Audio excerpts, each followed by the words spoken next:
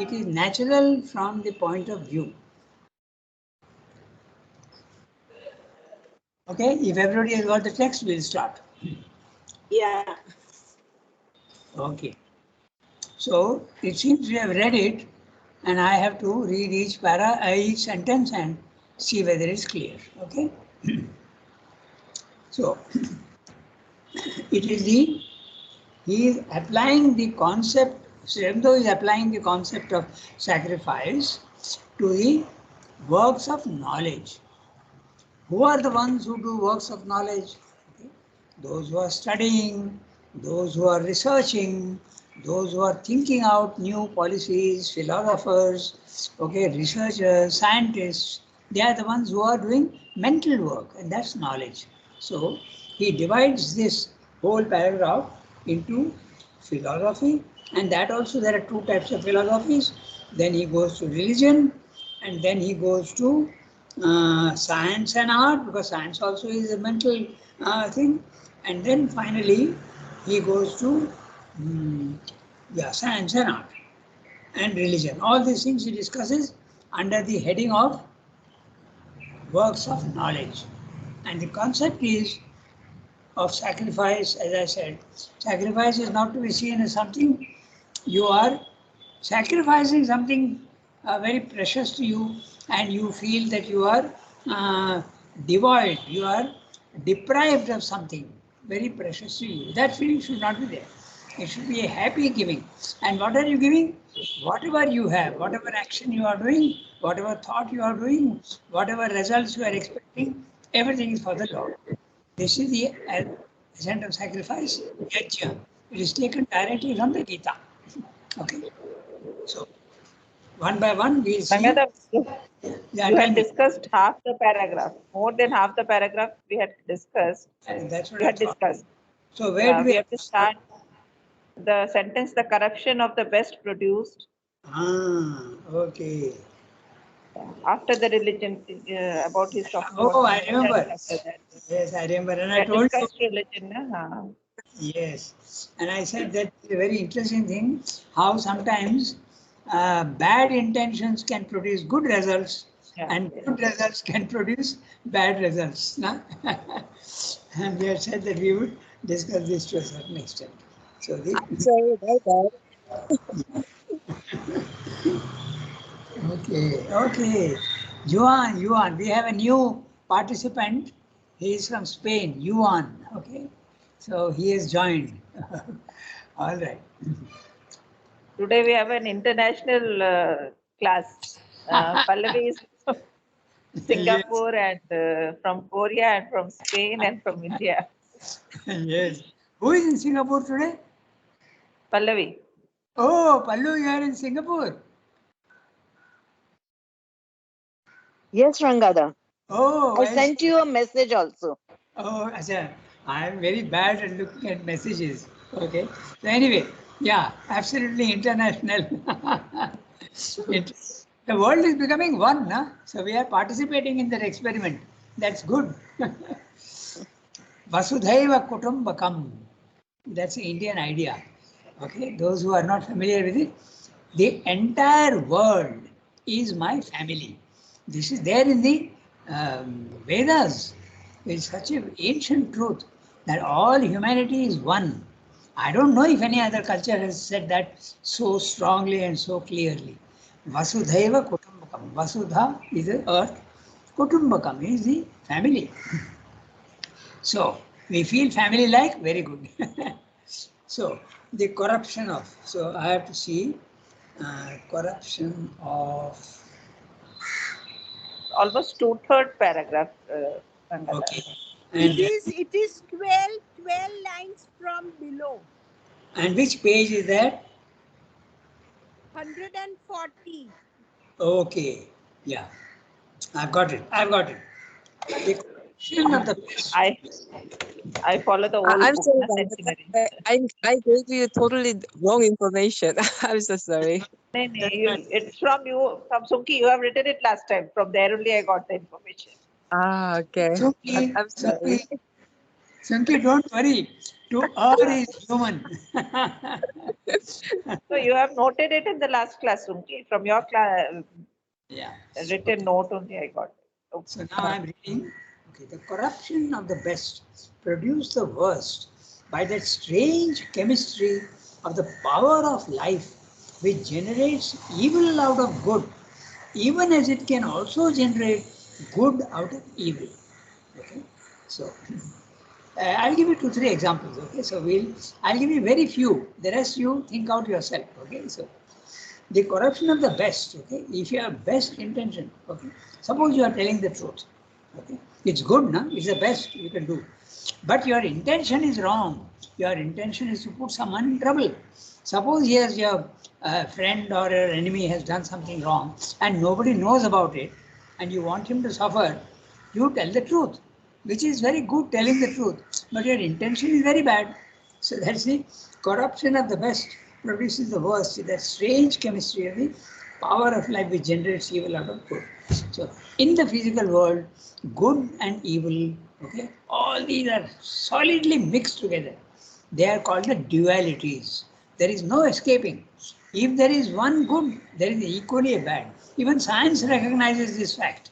Science says to every action there is an equal and opposite reaction. No? So, so this is the what Srendra is saying. The corruption of the best produces the worst by the strange chemistry. Also, what we think is bad. Okay, let's take a flood. What has happened in Pakistan now? 2,000 people have died. 20,000 houses have disappeared. Okay, so it's something you consider very bad, but there are good results that come out of it. Take World War II. Okay, it was a violent war, and war is never good, considered good. It's destruction. But what did it do? It eliminated the threat of the world being dominated by the Asuric forces. So that was something very good. So destruction is not always bad. Okay, take a forest fire. A forest fire also removes all sorts of unnecessary dry vegetation, and again everything new comes up again. So there is constantly a mixture of good and bad, destruction and creation. That's what Shelby is saying. Okay. I remember in one interesting case, I won't go into details, but there were many people who were not in favor of a department head, and they made a strong representation, and the result was that he was removed. Okay, actually he was not removed, but he was made to leave. Okay? And but that produced a very good thing for the individual. It became a life-saving thing because he was free then for other things. So, so many things can happen. So bad intentions can also produce good results. That's what Sridhar is saying. Okay? You can think about it. There are so many examples that you will see. Sometimes you do something with a good intention, it turns out to be bad. Sometimes you do something with a okay, a very easy example also is you start feeding the poor. You think you are doing very good, but you are making them lazy. Okay, so this truth is also recognized by the not a proverb exactly, but a parable which says that if you give fish to a man for one day, you are doing something okay, you are doing, but you are solving the problem only for one day. Now teach him how to fish, and you have solved his problem forever. So this is exactly what you have to do. You have to go to the root of things and try and make it absolutely fundamental. All philanthropy, all altruism is not bad, but it is incomplete. It's a half solution. So, the corruption of the best produced the worst by the strange chemistry of the power of life, which generates evil out of good, even as it also generates good out of evil. At the same time, in a vain effort at self-defense against this downward gravitation, religion was driven to cut existence into two by division of knowledge, works, art, life itself into two opposite categories. the spiritual and the worldly. Okay? So, there are spiritual works and there are worldly works. Suppose I am going for a job, okay? I am just sitting in my car or a scooter and going. There's nothing religious about it. It's a worldly act. I go do my job and come back home. It's a worldly act. But if I go to the temple, there's a suggestion of a amount of spirituality. So you make two different categories altogether. And there are many who say, don't do worldly works, do only spiritual works. Religious and mundane, sacred and profane. Sacred, that which is connected with the divine. Profane, the word profane is actually to be seen as something negative, something not very good. It is a pejorative sense. But here Sri Aurobindo is not using in a pejorative sense. Pejorative means bad sense, negative sense. But he is not using it that way here. Something sacred and something what you call nowadays secular. That means nothing to do with religion, ordinary life. Okay. So you are dividing into this. Do Mother and Sri Aurobindo agree with this? Certainly not. Okay. Mother was asked where to draw the line between ordinary life and spiritual life. She said there is no difference. You can lead a very, very ordinary life, but in a spiritual manner. Okay. So you can continue to do your profession, whether you are an engineer or a surgeon or a doctor or whatever you are, a journalist, you can always do it for the Lord. You don't need to do it for yourself. Okay? So, religion was driven to cut existence into two by a division of knowledge, works, art, life itself into two opposite categories. Even art, by the way, art can be, we'll come to that. I'll discuss that, how it can be into two different categories. It's into two opposite categories, the spiritual and the worldly, religious and mundane, sacred and profane. But this defensive distinction itself became conventional and artificial and aggravated rather than healed the disease.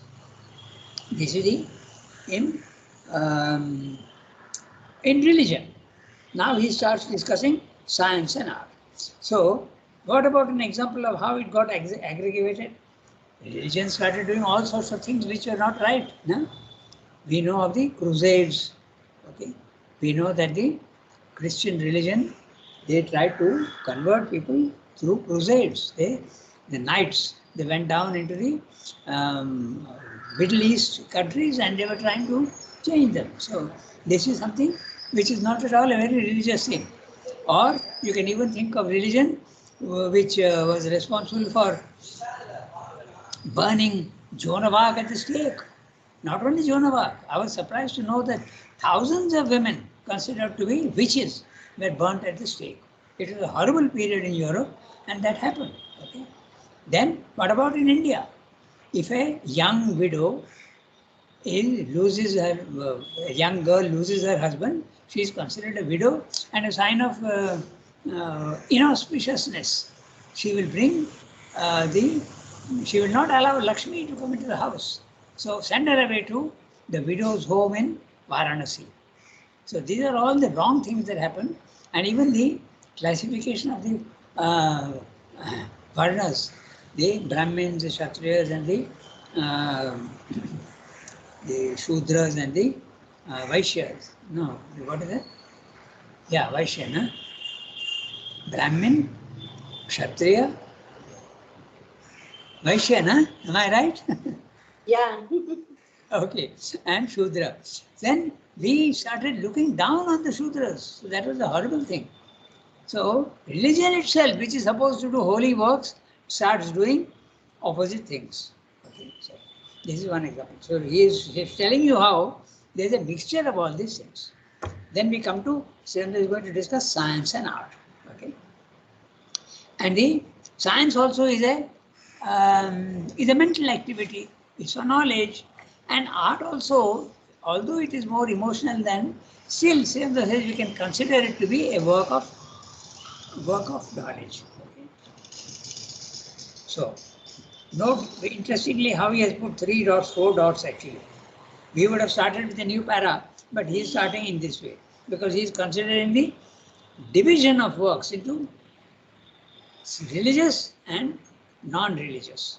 So he is continuing in the whole para. I am reading the next sentence. On their side, science and art and the knowledge of life, although at first they served or lived in the shadow of religion, ended by emancipating themselves, became estranged or hostile, or have even recoiled with indifference, contempt, or skepticism from what seemed to them the cold, barren, and distant, or unsubstantial and illusory heights of unreality to which metaphysical philosophy and religion aspire. So this happened in Europe also very clearly. The Catholic religion was completely dominating all life, even science, and they had to make a separation.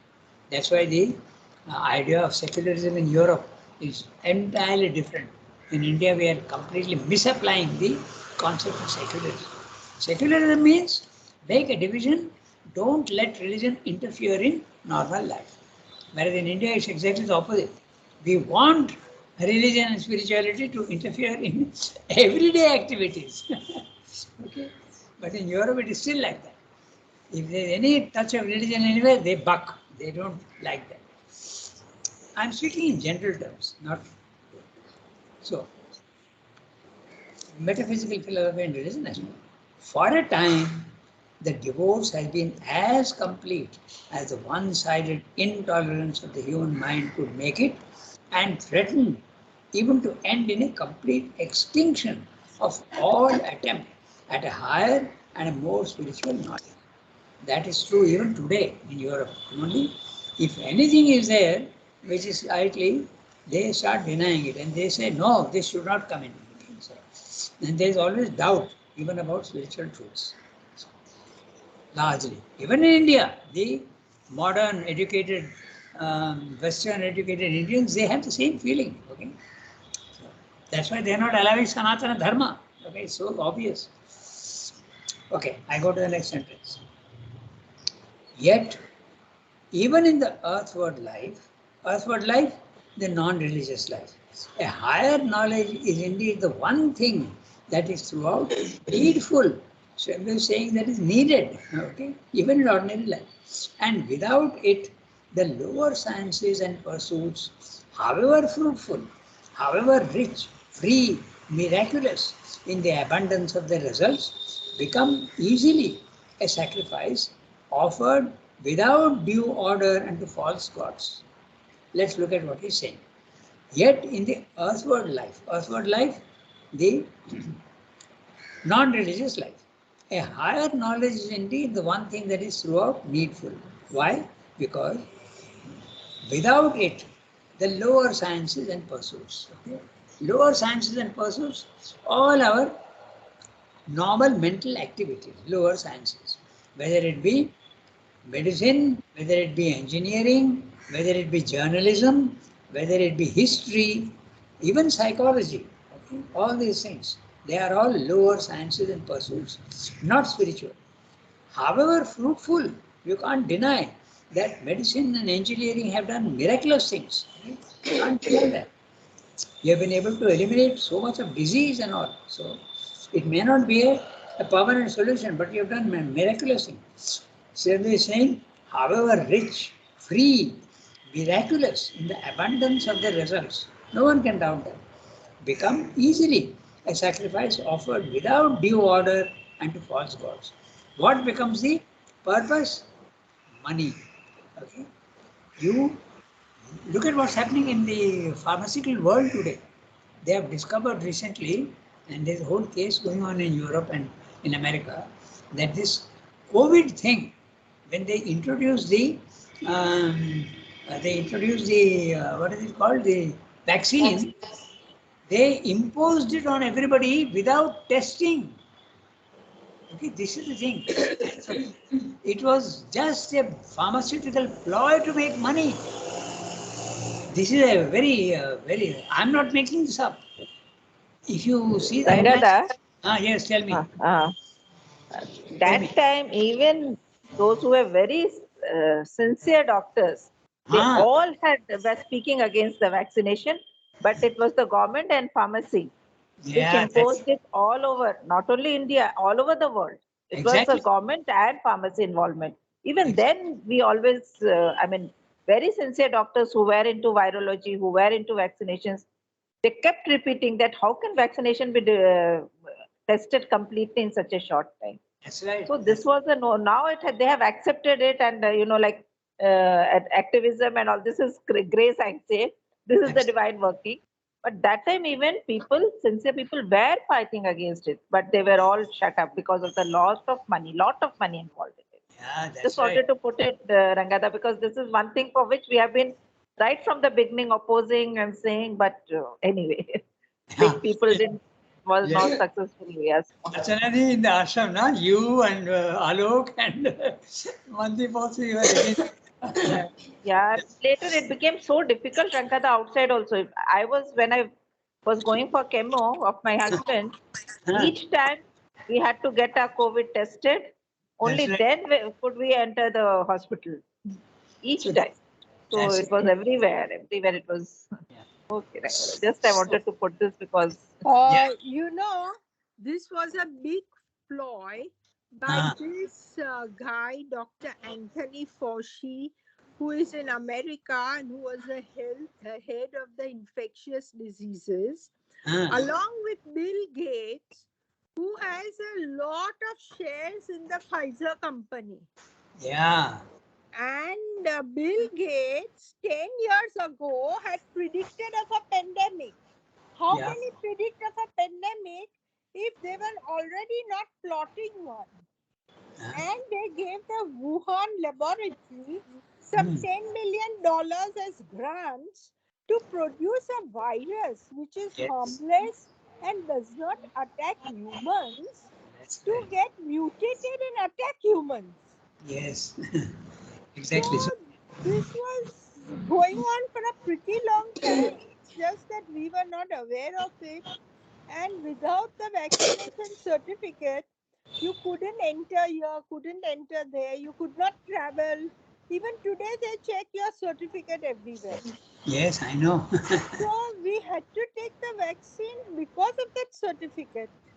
Yeah, that's right. So that's what Sridhar is saying. Okay, they are serving the uh, uh, sacrifice offered without due order into false gods. And who is the god? Mammon. Mammon is the money power. You are just wanting to do that, and you create all sorts of things only for the wrong. Even when you are building a bridge, which is excellent, but you do it for money. When you're building roads, it's a very good thing, but you do it for money. All wrong, good things being done with the wrong attitude. That's what Shri is saying. Okay, the sacrifice offered without due order and to false gods, corrupting, hardening in the end the heart of man, limiting his mind's horizons. They confine in a stony material imprisonment or lead to a final baffling incertitude and disillusionment. So even religion, okay, and good ideas, they end up in confusion and sometimes they produce the wrong results. A sterile agnosticism awaits us above the brilliant phosphorescence of a half knowledge that is still the ignorance. So, this is an excellent sentence telling you all about science. A sterile agnosticism. Okay? Agnosticism, you can never know the ultimate truth. And sterile, it can't produce any good results. Okay? It is not fertile, it is sterile. Awaits us where? Above the brilliant phosphorescence of a half knowledge that is still the ignorance. So, science is a brilliant phosphorescence. A phosphorescence is a half light, okay, where you can sometimes see in marshes at night there are these gas that come out and get even lighted up, okay. So, that's a phosphorescence with different colors. Different colors. And it is brilliant. Science has got brilliant results. But where will it all lead to? Ultimately, it will, if you are insisting only on the material, you will end up with a sterile agnosticism. That's what Sridhar is saying. Okay? So, it's a brilliant sentence. Just look at the way he is putting it. a sterile agnosticism awaits us above the brilliant phosphorescence. So science also at the maximum level, science if it is materialistic, it will only lead to a agnosticism. So in other words, science has to go beyond the material, and that it is done. No? Nowadays, it is very much accepted that the physical world, there is consciousness, and there is a other values other than material. All this is now being recognized even by scientists. Okay, so now we can go to the next para. A yoga turned towards an all-embracing India. Who will read? One of you has to read. Shall I read? Yes, do that. Yeah. A yoga turned towards an all-embracing realization of the supreme will. A supreme will not despise the works or even the dreams. If dreams they are of the cosmic spirit or shrink from the splendid toil and many-sided victory which he has assigned to himself in the human creature. But its first condition for this liberality is that our works in the world too must be part of the sacrifice offered to the highest and to none else, to the divine Shakti and to no other power. In the right spirit and with the right knowledge, by the free soul and not by the hypnotized bond slave of material nature. If a division of works has to be made, it is between those that are nearest to the heart of the sacred flame and those that are least touched or illuminated by it because they are more at a distance, or between the fuel that burns strongly or brightly and the logs that, if too thickly heaped on the altar, may impede the ardor of the fire by their damp, heavy, and diffused abundance. But otherwise, apart from this division, all activities of knowledge that seek after or express truth are in themselves rightful materials for a complete offering. None ought necessarily to be excluded from the wide framework of the divine life. The mental and physical sciences, which examine into the laws and forms and processes of things, those which concern the life of men and animals, the social, political, linguistic, and historical, and those which seek to know and control the labors and activities by which man subdues and utilizes his world and environment, and the noble and beautiful arts which are at once work and knowledge. For every well-made and significant poem, picture, statue, or building is an act of creative knowledge, a living discovery of the consciousness, a figure of truth, a dynamic form of mental and vital self-expression or world expression. All that seeks, all that finds, all that voices or figures is a realization of something of the play of the infinite, and to that extent can be made a means of God realization or of divine formation. But the yogin has to see that it is no longer done as part of an ignorant mental life. It can be accepted by him only if by the feeling, the remembrance, the dedication within it, it is turned into a movement of the spiritual consciousness and becomes a part of its vast grasp of comprehensive, illuminating knowledge. One page para where he is telling you very clearly that a yoga which includes all life should not make any distinction between activities. If at all you have to make a distinction between activities, do that in which there is more possibility of offering it to the divine and less possibility of offering it to the divine. He says very clearly that not a single activity, just like in the Gita, Okay, not a single activity in the physical world you cannot say of it that it cannot be offered to the divine. It is so anti-divine that you cannot offer. You can't say that. Everything can be offered to the divine. But obviously there are activities which it is more difficult to offer to the divine. Okay, let's say you're playing football. You are a professional footballer. It's not easy to offer that to the divine, although it can be done. But you are constantly thinking of how to beat the opponent, how to get the ball, how to control the ball. So naturally, it is more difficult. Okay? And a extreme case I like to mention to make you think about it is the one who is an executioner. Okay, his job is to hang people, the official executioner, okay, or he has to shoot people. Usually it is hanging or the electric chair. Now, what about him? Could he also? Theoretically, yes, but naturally it's much more difficult.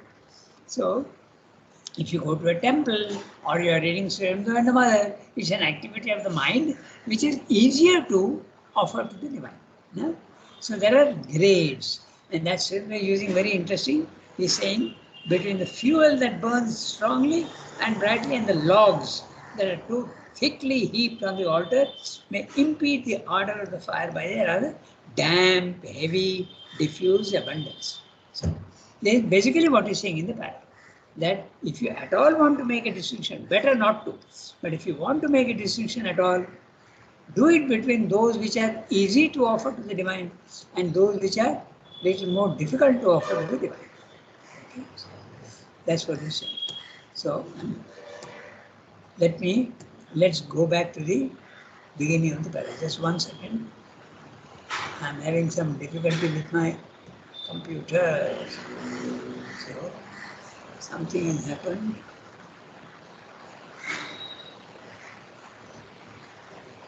Close the program.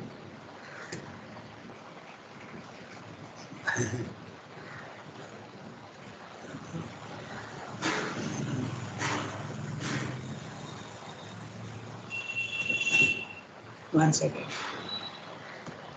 Yeah, now I can get back to my proper screen. Just 1 second. The computer plays games with us, no?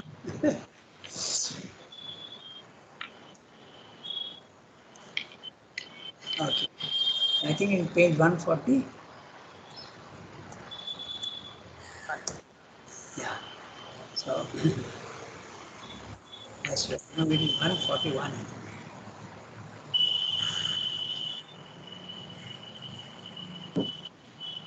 Yeah. Hey, you got it. I've got it. Okay. So now I read each sentence and they have about 10 minutes of it. Rangada, Yeah, tell me. Rangada, Huh. when we were discussing the last discussion, you can also say, can we say that the tantrics also try to take all those which are normally. Can you hear me? Yes, yes, I can hear you. Tell me.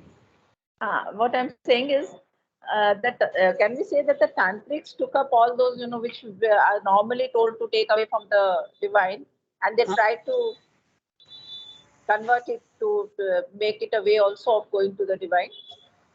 The tantrics. Okay, the tantric. Okay. So that also is an example of how. And by the way, there are two branches of tantra, na? You are talking of tantra. Yes. Yeah, there is the right hand path and the left hand path. Okay? Yes. Yeah, Vama Marga and the Dakshina Marga. So Dakshina Marga is pure, but the Vama Marga goes wrong. Yeah. And you have a very Because interesting. it's more difficult, can we say, Rangada? Or is it wrong itself? No, it is not wrong. In fact, Sri Aurobindo praises Tantra like anything. He says it's a very bold system. You can't say it is wrong, but it is not fit for But everybody. it's more difficult. Yeah, It's more difficult. very difficult, but it can be done. In fact, what is the idea behind Tantra? Those things which produce attachment and desire, I will face the problem. I will indulge in those activities which give me desire and attachment, and I will not get desire and attachment. That is the idea. It's a very bold idea. It's a very difficult thing, and you are taking up the most difficult thing. So that's why they say that Tantra is fit only for those who have got already a half divine nature. Daivi Prakriti. Tantra is not for everybody. There is a very famous example in India today, Nityananda. You have heard about him, na? He was No, in, Rangada. No. I've just heard the name. I don't know the any detail. he was doing all sorts of nonsensical things under the guise of being a tantric, okay? And the government pounced Yeah, on government pounced on him, and he has gone away to some island somewhere, and no one can do anything. His name is Nityananda, okay? I've heard the name. I didn't know these details. What exactly? He's a horrible fellow. Okay, so that also thing can happen. Okay, so Tantra can easily go wrong. Okay, that's right. In fact, he is telling us very clearly that all religion, everywhere, wherever it is, not a single religion is absolutely pure. It is spirituality which is pure. But even in spirituality, when you get an experience, the ego comes in and distorts it. So one has to be very, very, very, very alert and attentive. It's a, it's a very big problem. Ego is a tremendous problem. It can always go wrong, even at the spiritual level. Okay? So, with the best intention, as you said, you can always fall into a trap. Yeah. That, you can use your power for wrong purposes. Okay. So it's a that possibility is there everywhere. That's exactly what he's saying here in this para. That there is a constant mixture. And even when religion tries its best to disengage itself from the wrong, it often falls victim to it. And we have discussed so many examples, huh? Everywhere. Every religion, not a single religion is free of all these things. Because it's mainly an effort to go up, but the effort goes wrong very easily. Even spirituality can go wrong very easily. So you have to be very, very alert and very, very egoless. Difficult, not easy. Yeah, I just got to ask that there is a spiritual ego also, no? Like you may start very well, but then is that what is called spiritual ego? Yeah, there is the ego. Sincere ego, you are using a very interesting word. It's not spiritual ego, but there can be, when you have gone to a higher level of consciousness, okay, if the ego has gone, you feel that, oh, I am egoless. But why did I get the benefit? Why did the divine come to me and why not somebody else? So that means I am an instrument. So that becomes a subtler ego. It's called the instrumental ego. I am the instrument of God. Others are not. So, yeah. So here we can say I is the ego. When he say I, because That's- he's no more I if he is spiritually enlightened. that is the lowest grade of ego. Absolutely. The I and mine is absolutely the lowest grade. That is ego par excellence. But when you go to the spiritual consciousness, it can be replaced by the instrumental ego. And then finally, even if you go even above that, there can be a spiritual ego. Because uh, the ego is largely gone, and yet there is a sense of individuality. The difference between Yeah. individuality and ego is very, very subtle. So one has to realize that. So, in fact, that's exactly what is discussed in these two paras, constant mixture. Okay? And that's why he says it is better, at least the integral yoga does not make a difference between mundane works and spiritual works. You have to try and bring the divine into everything you do. You may go wrong, but your intention is the right one. Don't make a difference and say there are activities in the physical world which are absolutely non-spiritual and non-religious. That's not true. It can be changed. That's exactly right. Okay. And the Gita also very clearly stresses that every action, that's why the concept of yajna, okay, whatever you do it for the divine and not for yourself. Whatever we do normally is for ourselves. Even when I am trying to pursue a spiritual life, I am doing it for my own liberation. And that's a sort of ego. But it is allowed temporarily for some time. It's allowed temporarily because you are allowed to have a scaffolding to build a house with many stories. But the scaffolding, once it is useless, throw it away. The ego is necessary and selfishness is necessary at a certain level, and then once it is done, served its purpose, throw it away. So that's the thing. Okay, so we have only 2 minutes left. So today we will redo this. Sunki, make a note, okay? So page. Yes. We will redo 141. Hmm? And we will redo a yoga turn towards an all-embracing realization.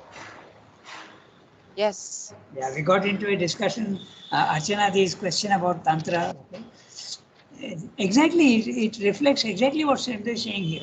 It is so sincere, but they have chosen a very difficult path. There are so many different yogas, each one is not the same effort. Okay?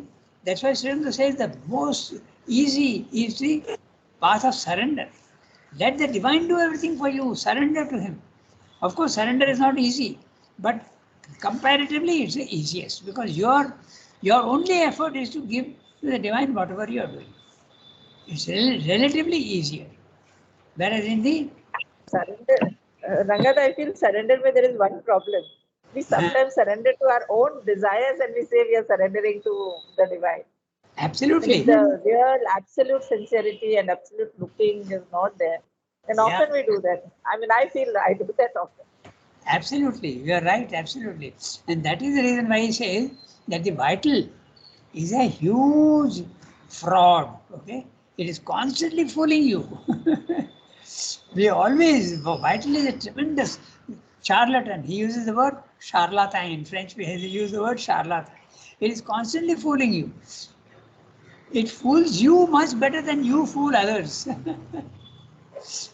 So, that's right. Nobody said that this path of spiritual life is easy. It's very difficult. Okay, it's 8:35.